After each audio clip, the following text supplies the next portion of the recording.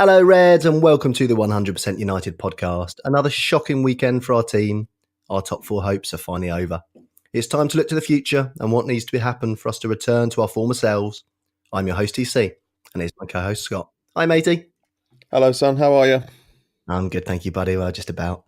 On today's show, we pour over yesterday's embarrassment at Huddersfield. 14 points for the season for them going into the game. Scott, you said you hoped that we gave a good account of ourselves for the rest of the season. Too much to ask, a total disgrace to our club. That performance, soul destroy. Yeah, far too much to ask for us to beat an already relegated team. Pretty shocking, mate. Pretty embarrassing. Yes, mate. And all you did ask, actually, was to give a good account of ourselves, just to put in the effort and just to not embarrass ourselves again like we did at Everton. And we did, didn't we? We embarrassed ourselves totally. Yeah, we certainly did. I thought you were just about to say we did give a good account of ourselves, and I was going to completely disagree with you. But yeah, it was pretty embarrassing from, I'd say, 8, 9, maybe 10 of the players. There are a couple of candidates that didn't have a terrible game, but yeah, it was pretty soul destroying. Just ridiculous, mate. I sat there on Saturday after Spurs dropped points, staring at the league table, thinking I couldn't believe our luck. Let back in. All we had to do was beat Huddersfield and we take it to the last day. Mm-hmm. Guaranteed we'd have Spurs and Arsenal in our sights on the last day.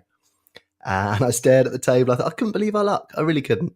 And then Sunday comes around. And actually, I one of the previews I read, I think it was on the BBC or something like that, said that the likelihood is that it will be Manchester's result at the weekend, Manchester United's result of the weekend, that will let them down rather than the results of others.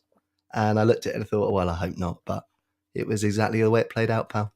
Yeah, and just what you're saying, all we needed to do was this. And the times we've asked ourselves that question, especially the last couple of months, we've been found wanting. I think ever since the result in Paris that night where nobody really expected us to do anything and we completely overturned the odds, that now just the easier things seem the most hardest to do. Yes, mate. Yes, absolutely. And as we've touched on, pal, it wasn't so much. Well, I mean, the result was desperate, wasn't it? I mean, they've won 14 points all season, but the effort was just abysmal again. I mean, it was just shocking to watch. I mean, as you said, there's a couple of people who we're going to absolve of an absolute slaying, but the rest of them, I mean, what is going on, pal? Yeah, it was unbelievable to see the Huddersfield team, who have already been relegated, already 20th in the league. They can't get out of that. And they were giving more effort than our lads who actually had something to fight for. And, you look, it's not just the position. And sometimes people want to blame these players as just being money-hungry players who are only interested in themselves. But as we've read from after the game, a lot of these players now have to take 25% wage cuts and lose out on huge bonuses. And it just didn't even seem like they even wanted to play for the money. Yes, mate. And to be honest with you, I mean, tears are not running down my face at any of our players getting a bit less cash. I couldn't care less about that, to be honest with you. Absolutely not. The percentage of the wage package that our fans spend on watching the team, they deserve way better. As I say, mate, it's the effort. It's the effort put in on the field. You got people walking around. At one point, I watched our midfield three. Obviously, McTominay was one of our standout performers. But you've got a midfield three so static. And you just think of now, you think of the list of people throughout the season who Pogba's been outplayed by. The midfield players who he's individually been outplayed by or nullified by. And we're not talking about we're not talking about your City midfields, your Liverpool midfields. We're talking about a mix and match, all throughout the season. And that's not good enough to be outplayed man on man week after week. Absolutely not. And it's just a matter of effort now. I said last week that I prefer someone with half the talent making twice the effort, and I stand by those comments. A few weeks ago, Nemanja Matic was saying in an interview that it feels like he can really come alive at this time of the year. He's got the experience. He's one of the most experienced players in the squad. I think it was after the defeat at Everton, saying when he was actually saying that he deserved a lot of the criticism because he's one of the most experienced players. And what is experience worth if it doesn't do you anything, right? You look at him, he was ambling around, just a pedestrian in the game on Sunday. And what good is that experience if that's how you play? It just doesn't make sense to me. Yeah, he was awful. He was awful again. But he wasn't the only one, pal. He really wasn't. Absolutely not, no. And the mental thing is we've been saying, that goals have such a big effect on this team. In this match, we got our early goal, 8 minutes in, McTominay, and we got a dodgy keeper performance from the other keeper as well. Let it straight through him, 1-0 up. You're thinking, right, that's exactly what we needed, perfect. But we just ambled and cruised after then, didn't we? We did. It reminded me of the Wolves game a few weeks ago. Yep. Not just because McTominay scored early, but just seemed like, 1-0's a good enough result. Let's stop now. And you just imagine, the teams of Fergie's era stopping after being 1-0 up, and it just would never have happened. Yeah, I mean, obviously we had Pogba hit the woodwork. He seems to, at the moment, him and Rashford only seem to come alive when the ball comes anywhere near them. Yeah, when we had the ball and we were maybe surging forward, he was pressing forward himself. He was showing a bit more effort than when we lost the ball and had to track back, and he was just, as I say, just a passenger. And sometimes when you're looking for the good in people, it's hard to see negatives. Yeah. And then on the flip side of that coin, when you start getting fed up of people, you start seeing is the negatives, and you start forgetting the positives. And it just feels like that a bit now with Pogba, that he's not trying as hard as we know he can, or we've even seen him trying for United. And, I get fed up with all this. Oh, he was a great player at Juventus because, he had two world-class midfielders with him, that he didn't have the responsibility that he has now. Yeah. Yeah, it's really difficult to watch. And I'm getting fed up of saying it's really tough to see, it's really difficult to watch. And I feel like I end all my sentences with that these days. Yeah, well, but you're right, mate. It is difficult to watch. And you're right about Pogba as well. I think sometimes when you've got blind faith in someone, someone maybe member of your family, someone, a loved one, or something like that, you do give them extra chances. And you know what us United fans are like. With Pogba, we were well aware of what happened before. We're well aware of what happened. He obviously had trouble leaving France, didn't he, when he signed for us from Le Havre? Mm-hmm. We got did we get fined for that? I think we got a slap on the wrist, and we might have got a small fine for it. Yeah. So he basically pulled the rug from under their feet, and then obviously he left us once to go off to Juve. It is really blind faith. I mean, we're not going by history here, judging his character and expecting. And mate, me and you discussed years ago about his reserve form when he did leave, and we both agreed at the time that he wasn't putting in enough effort for the reserves to deserve a spot in the first team. Mm-hmm. And that is why Fergie chucked him out. Mm-hmm. And so why are we surprised now, mate? No, I agree. There is certainly an ego that comes with him, and if anything, maybe winning the World Cup this summer was the worst thing for us to happen, that it just made him believe in himself even more than believing in the team. And again, it's just difficult to watch, mate. You're right, mate, and it was the worst thing that could have happened for us. And the thing that really sticks in my crow is that during that final, I was begging Pogba to win it for him, because he's one of our boys, and I was willing France to win. I loved it when Pogba scored, because he's one of our boys, he's a United man, and this is the thanks we get. Yeah, it's so funny how I remember one of the first games of that World Cup when Spain played Portugal and De Gea let that goal in from Ronaldo that he should have saved, and I thought to myself, that's fantastic for us because now Madrid aren't going to want him and we're going to keep him. And that certainly wasn't a good thing for us either, because I mean, again, as you were saying a few weeks ago, or you've been saying for the last few weeks, that no one's fearful about facing De Gea anymore, and we can see that in the Huddersfield finish. The guy just slipped it very calmly through his legs. What are you worried about? Yeah, a few months ago no one would have even tried that. No. I mean, shall we actually? Yeah, let's have a look at that and Ben's a goal for a second before we start slagging off all our players, because that's what's going to happen today, isn't it? Let's what's around here. So another goal. So we scored from another corner, but in our own net again. It's just incredible, isn't it? When it happened, I thought, that's the first thing he's going to say about it. It's unbelievable. What have we conceded direct from the corner against Everton, Wolves, and now Huddersfield as well? I think we might have conceded more goals from our own from having corners in, attacking corners than we've scored from those same situations this season. It's shocking. Well, I mean, how many have you scored from corners, pal? A couple, I think. A couple. Exactly. And we've let 3 in the last 4 weeks. Yeah, you're right. Yeah, and another lovely little stat for you as well is that was Jonas Losel, the Huddersfield keeper's second assist for Huddersfield, Oh, lovely. and is also his second assist against United. Oh, One fantastic. this Yeah. year, one last year. Yeah. So yeah, absolutely fantastic. Having a laugh. Yeah, it was, and the thing is, Reds, we are laughing. It's laugh or cry at the moment. It really is. I haven't chatted to Mhm. Scott since the game, but the truth Which of is really rare, because usually, whatever the result, we usually have a bit of a debrief after the game. yeah, But I sent him a message after the game saying useless, and I didn't hear from him until first thing this morning. And for us to go a whole Sunday, especially with Arsenal dropping points as well, well, it didn't matter, did it? was strange. Nah, It didn't. didn't. It didn't matter, mate. And to be honest with you, I think maybe the only nice thing about this week is that I don't have to get all positive about this weekend, only to have my heart ripped out my chest again. I know it's a dead Yeah, duck. because Cardiff at home, we can't expect anything from that. Well, it just doesn't matter anymore, does it, pal? We're not Yeah. playing for anything. Hopefully, we'll play loads of Not youngsters. not even for pride. Not even for pride. We've let all that go as Yeah, well. I mean, And now we're with the laughing stock again. I say we play all the youngsters and change that blooming song to Greenwood and Gomez and Chong instead of the blooming other three. Yeah. Yeah, it's true, mate. It's beyond a joke now, isn't it, pal? I mean, 7 clean sheets for the season, only bettered by Fulham and Huddersfield with 5 each. I mean, how have we Yeah. even managed that, man? That's 30 games out of 37 that we've conceded in. I mean, how have we even managed that? With the best goalkeeper in the world. With the best goalkeeper in Yeah. the world. It's shocking.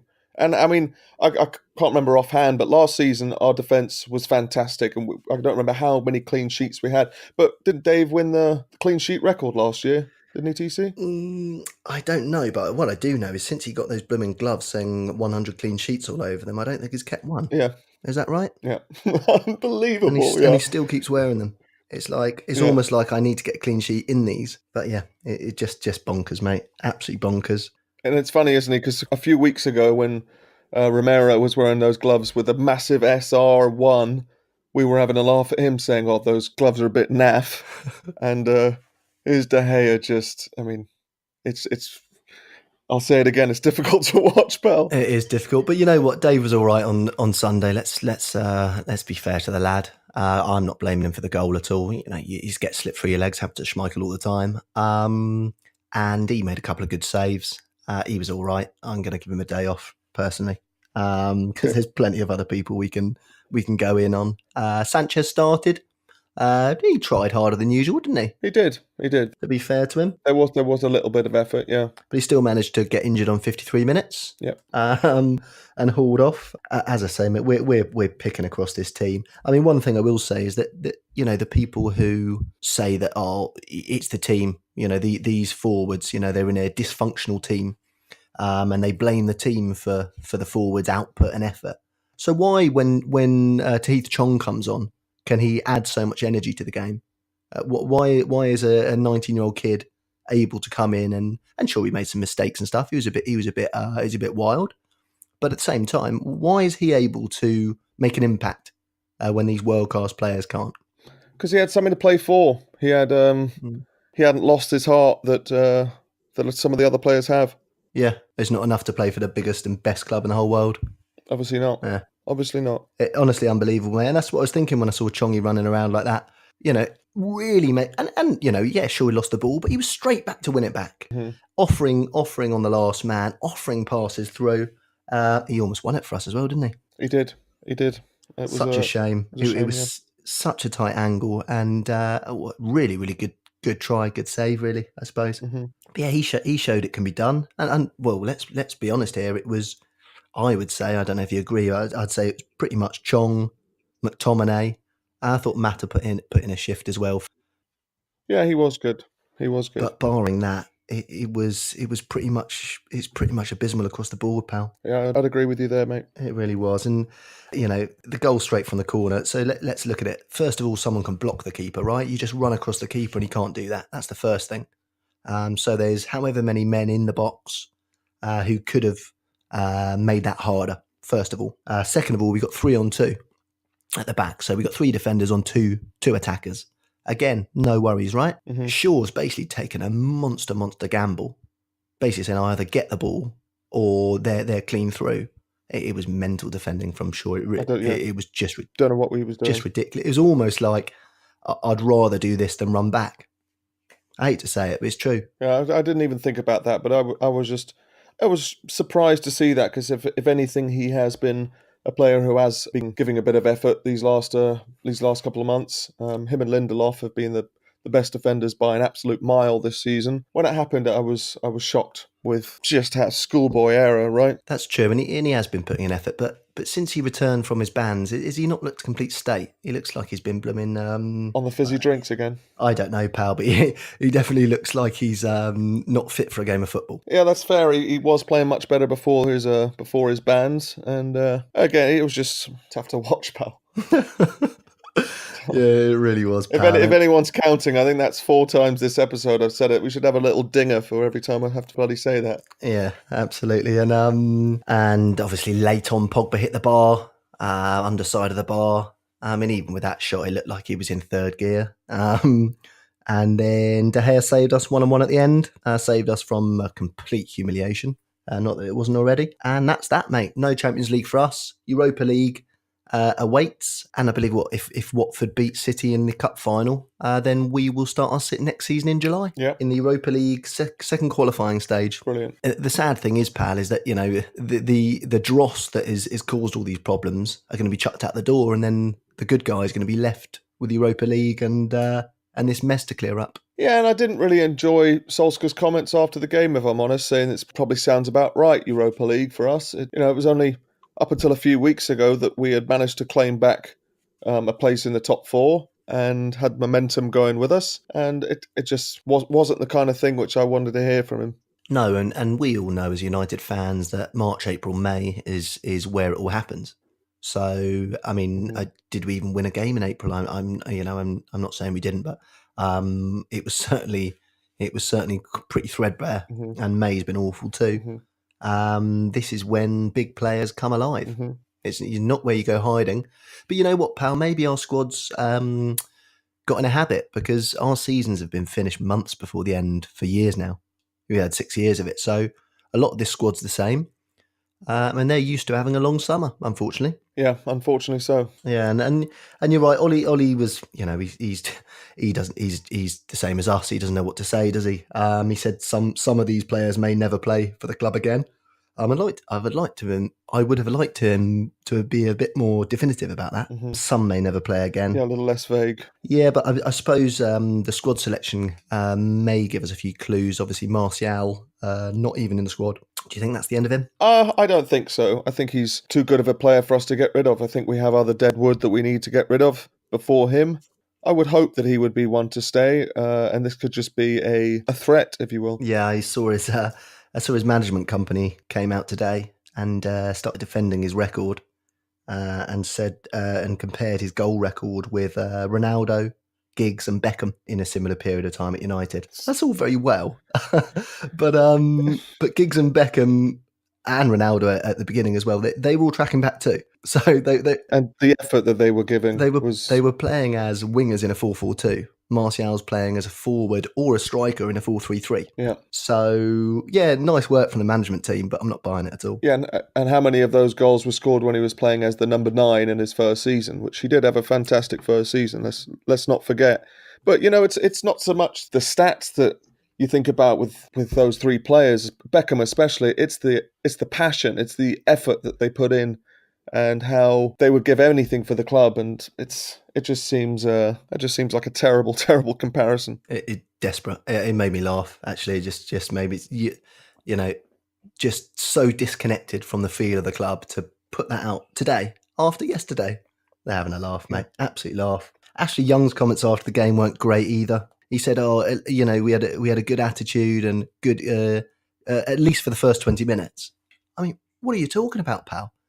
For the first 20 minutes, we had a good attitude. Yeah. What about the last 70 minutes? Yeah. And what about, that's just the very, very base level for any footballer at any club, giving good effort and good attitude. Yeah. You're playing for Manchester United. You're on however many grand a week. You've got all the resources you could possibly need. And you're saying that at least we put in good effort. For the first 20 minutes. Yeah. Shocking. And you know what, mate?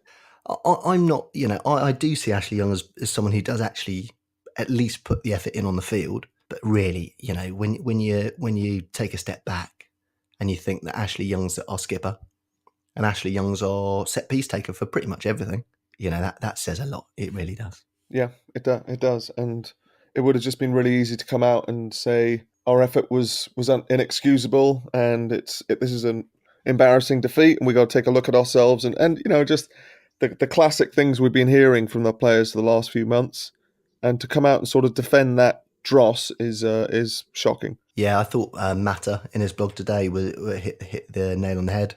They just said you deserve better, no more words needed. He knows. Matter's a guy, he's a proper football guy. He knows we're not buying any of this tosh that they're giving us. He knows we've had enough. We don't want any more words. We want actions. We want performances. And they've missed the boat with that. And some of them will never get a chance to apologise with their performances. But Yeah. I thought Matter was spot on with that. I think he looked devastated after the game, and so did McTominay sitting there in the dugout. Was he playing on his phone? No, I think maybe. But I think he was playing on his phone, yeah. But I mean, I just dread to think what was going on in the dressing room, that he had to think, I can't stand this, and have to leave and come out and sit by himself. yes, mate. And it's funny, isn't it? The press have sort of quietened down a little bit about Marcus Rashford, haven't they? I seem to remember in the Jose Mourinho days, months and years, that they used to slag Mourinho off, didn't they? And say that Rashford needs to be played up front on his own every week. He's the man. Until he does that, England are going to be ruined and all the rest of it. He's been playing number 9 through the middle every week, hasn't he? Has he? Well, yeah. But the truth is, mate, is that he started very well in that position. But I'll say it right now, Marcus Rashford's not good enough to be our number 9 at this moment in time. He's just not. No, I agree with you. He just flutters in and out of the game. Yeah, I would have to agree with you. Second or third choice number 9, yeah, sure. Playing off the number 9 on the wings, yeah, sure, I get it. But as our leading striker, number 1 striker, he's been given his chance. He's been given loads of chances. I'm not saying that let's get rid of him at all. I'm just saying he's not our number 1, number 9. And unfortunately, mate, this summer's getting worse and worse. Every week we need a new blooming player. Mm-hmm. Yeah. A new position. It's just, like I say, mate, it was shocking stuff. Really, McTominay, Chong, Mata, De Gea, Lindelof. After they scored their goal, obviously Lindelof's going around rallying the troops. You could see in his face he thought they weren't listening. Yeah. And that was just our luck, wasn't it? After their goal, with them kicking the corner flag out. And as the minutes ticked by, I thought this is the worst thing that could happen for us. For this team, this weak-minded team that we've got, to have 5 minutes to think about just conceding, I thought this is a disaster. At the time, I was thinking maybe this is a chance for us to compose ourselves and get the bit between our teeth again, and it really wasn't. I hate to say it, mate, but when I was looking at the clock, I was thinking that's another 5 minutes I'm going to have to wait to the end of this game. Yeah, it's getting like that, isn't it? It really is. It was just unbelievable. It really was. I will say that obviously we're in an absolutely awful position as a club, in that the other teams still see us as an amazing scalp. If you ask Huddersfield what's the best day of this season, it'll probably be yesterday. And if you ask, I would think so, clubs, club after club over the last 6 years, what's been your best day? I can guarantee you we will be a lot of them. So it's still an amazing fillet for them to beat us. But the stinger is that we're rubbish. Yeah. So you've got Huddersfield coming out. Look, if they've been playing Crystal Palace this weekend and they're already down, they don't put in that amount of effort. The fans don't put in that amount of noise and effort. That's just the way it is. So we're kind of stuck in a vicious cycle here, where we need to get out of it. But whenever there seems to be a bit of light at the end of the tunnel, we've always got these teams going for us.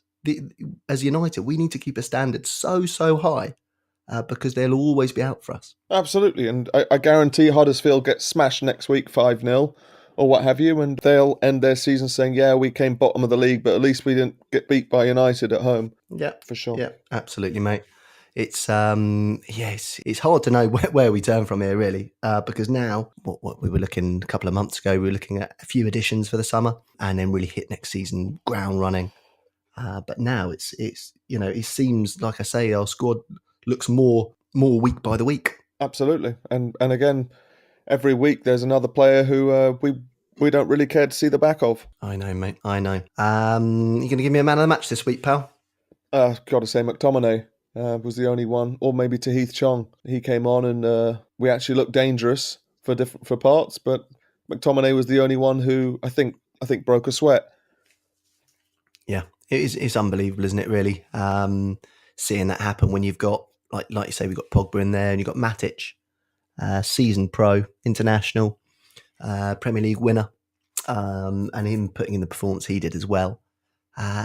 Like we say, we look around our team for leaders, but then the people who could be stepping up are not. Yeah, it's unforgivable, mate. It's absolutely unforgivable. It really is, pal. It really is. And now I'm hearing that obviously Mike Phelan had a chat with Brian Kerr, the old Republic boss, and Kerr seemed to think that Phelan doesn't have a clue what's going to go on. He doesn't have a clue whether he'll be assistant. He doesn't have a clue whether he'll be director of football.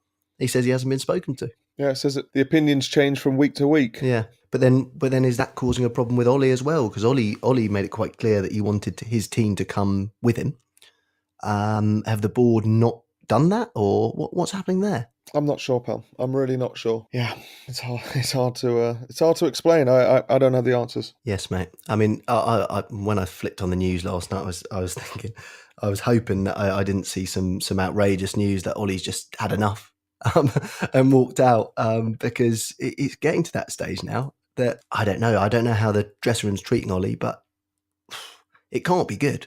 Well, yeah, it's just funny that when Mourinho left, or the last couple of months of Mourinho, when he had an interview with I think it was beIN Sports, and he was saying, "Trust me when I say this, but coming second last year with all the stuff that goes on behind the scenes and this and that, it was an unbelievable achievement."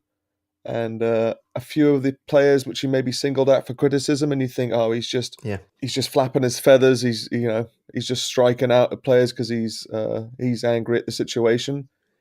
Some of those things sound a lot more true these days than they did when he said them. And again, it's when he said them, I just thought he was angry and he was just being Mourinho. And now you think that actually he's a lot of what he said is true and had a lot of sense. Yeah, and obviously that was in the period where Ollie was flying. So we were kind of like, yeah, you're bitter. Mm-hmm. But yeah, you're right, pal. It does make more sense by the week. And also, I mean, you have to say that the constant over these few years has been the players. We've had, we've changed the management team, we've changed the staff, but a lot of the players have remained, and they've got to take the responsibility, I'm afraid. Yeah, I would agree with you. Yeah, definitely. Yeah, I mean, it's been, Mourinho's not whiter than white. Mourinho's an abrasive character. There's certainly things he could have done at the football club to ingratiate himself more with us and with the club, and with the history of the club. And he's missed a trick there for himself and for us. But when he's looking at certain attitude and saying how the dressing room has a little bit too much power, it's always something we laughed at Chelsea for, isn't it? We used to look across at Chelsea and say, "Oh, look at their players getting their managers sacked. It's an absolute disgrace. I'd hate to support a club like that." And now we take a look in the mirror. For sure. It seems like it's a completely different squad than what we had in January, February. These are the players, exactly the same players, giving half the amount of effort, and it's almost unforgivable. And now here we are as two people who hate to see us get rid of players, especially before they've come to the end of their careers and what have you.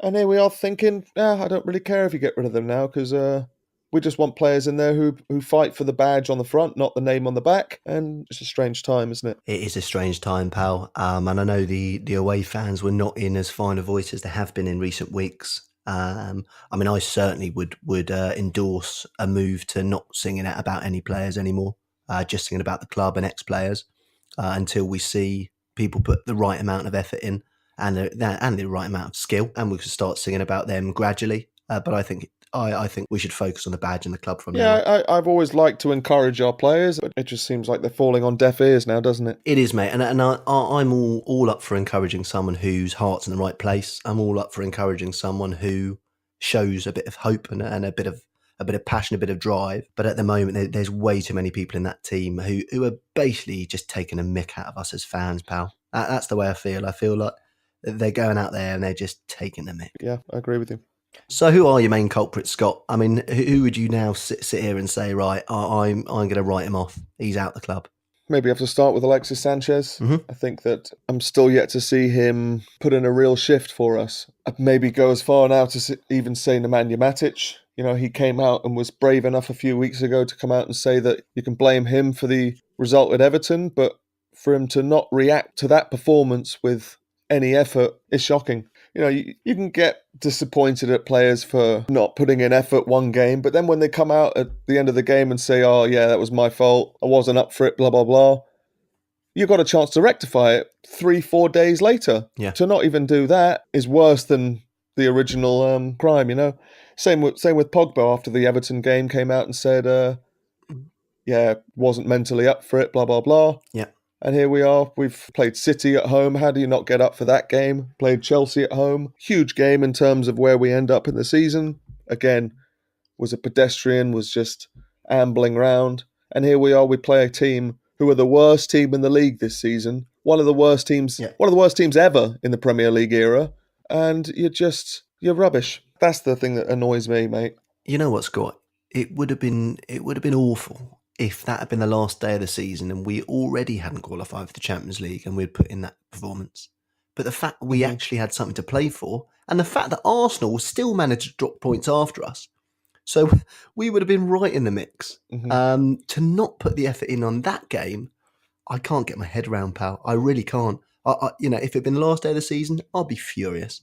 I'd be furious about the lack of application, the lack of respect for the badge, the lack of respect for the supporters. But when we're still going for the Champions League, it's mind-boggling. Yeah, it is. Honestly, mate, I don't have anything to say other than I don't know what to say. Yeah. Playing like there was nothing to play for when there was everything to play for. Absolutely, mate. And again, it's not just about playing for positions in the league or this and that. You're playing for pride. You're playing... Well, and positions in the league. Spurs are going to Everton away next week. And we all know what a hard trip that is. Home. It's at home. It's at home. At Everton, no? No, it's at home. Okay, fair enough. Well, it's still a blooming tricky game. Yeah. They could well drop points there. For sure. They Absolutely. really could. I mean, Chelsea have qualified already for the Champions League. It's unbelievable, pal. That Chelsea side. Yeah. How awful they are. What I will say was quite funny. I did see an Arsenal fan moaning, saying... useless, no application, and basically describing our squad, but he was talking about Arsenal. Yeah. And I thought, unfortunately, you look at the table, that's who you're looking across to at the moment, blooming Arsenal. Yeah. That's what we are at the moment. A blooming bunch of wimps. Yeah, no leadership within the squad. That's the other thing. That's exactly what I said. There's no leadership in the squad. I thought, yeah, that's exactly the same as ours. Yep. And I used to laugh at Arsenal for that, pal. I used to laugh at them and say, look, no leaders. Look at their centre-backs. God, they change them every week, blah, blah, blah. Yeah, look in the mirror, pal. Yeah, absolutely. Unbelievable. Would you keep Pogba now, mate? Not if he's going to put in the shifts he's been putting in the last couple of months. I would keep Paul Pogba on paper, but not on his current form. No, because again, he was just playing like he's not even going to be here next season. He doesn't even care, and it pains me to say, but I wouldn't be sad to see him go now. I really wouldn't either, pal. I really wouldn't. I mean, let's look at this seriously, though. These upturns in form and downturns in form, this is not a new thing. This has been throughout his whole career at United and Juventus. He's always been like this. He's always been up and down and up and down. The only difference now is he's got the power and the added arrogance and the World Cup medal around his neck, that he feels that he can push it even further in terms of his attitude. But he's always been wishy-washy in terms of putting runs of form together. But we obviously haven't got the squad around him to protect him, and he's not worth protecting at the moment either. That's the other thing. Definitely not. So yeah, I mean, what if you were given the choice? Would you push him out the door or keep him? It's tough to say. I would, depending on what you're going to get for him.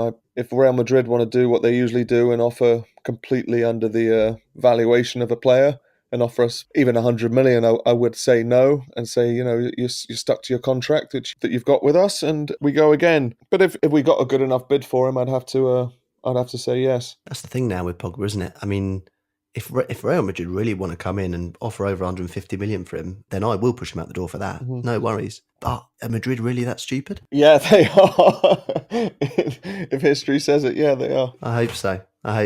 Because at the moment, yeah, the money would be fantastic. Because, like I said before, mate, having a talisman get stripped out your side really affects people. But having a talisman that is fit, but just flitters in and out of games, flitters in and out of moments in the season. It has such an effect on the side. And the problem with Pogba, look, is when he's good, he's so good that when he's bad, the drop off is just too great. Yeah, agree. I'm not saying he hasn't led the team at stages in the season, but then he creates this illusion that we can rely on him, and to the other players that they can rely on him, because they still look for him all the time, but he's just not doing anything with the ball when he gets it. Definitely not. Definitely not. And I mean, with the guy, you definitely see, when things aren't going so right, he'll try more outrageous balls. He'll try stuff that's not on so often, which again points at his mentality. When he's on it, he makes much better decisions. When he's not, he just seems like he doesn't care. Yeah, I would definitely concur with that, pal. Yeah, but he's not the only one. But I do think he's a catalyst for the bad attitudes around the squad. Do you really think Martial will be kept on? Yeah, I do. I think potentially he's got something still to offer to us. He's young enough that he's still persuadable that this is the best place for him. And let's be honest, on his day he's got a lot of quality, and quality that we can't spare at the moment. Yeah, I mean, with Martial, my big problem is that obviously we've got an attitude problem throughout the squad, and that's plain for everyone to see. With Martial, we've actually got some evidence of him giving out a shocking attitude. Obviously last summer when he went AWOL, didn't he? After the birth of his kid. So we know full well that he started the season with an awful attitude. And I can't imagine that. I mean, just look at the guy. He's been with us a while now. I'll be honest with you, Scott. I'll be glad to see the back of him now. Would you? I think he's ripped the mick out of us one too many times. That warm-up was awful. He's such a talented player, but his attitude's awful, mate. It really is. I don't see him staying and being an integral part of our team. I really don't. That's fair. Yeah, unfortunately. That's fair. I think we could probably even have a whole podcast episode about the ins and outs without having such a shocking display as yesterday to preface the whole episode. Yeah, you're right, mate. We're a bit all over the place today, unfortunately, Reds, because we don't really know what to say after yesterday. We weren't expecting it, although probably we should have been, shouldn't we, pal? After recent weeks, but you keep your... I'll just not be so surprised by it. Yeah, well, I guess you keep your optimism up. We love to stay positive. We've seen so many times United come back from the dead. And like I say, when Spurs went down on Saturday, I really thought we were going to get back into it. But it wasn't to be. We're now looking at the summer and into next season. But yeah, let's do a proper podcast on ins and outs later in the week, or maybe next week after the season's over. Yep. One more game to go, pal. Yep. This weekend. Can you believe it? No, it seems like well, to be honest, it has been a really long season. It seems like a long time ago that Mourinho was our boss. And it seems like even longer ago that we were doing so well back in February and March. I know, mate. That honeymoon period. What wouldn't we give to be back on that now, eh? Yeah, absolutely. Anyway, Reds, keep your chins up. I know it's been another desperate weekend for us. We've got the summer to look forward to. Next season, we're always full of hope here. Keep your chins up. Cheerio. Ta-ra.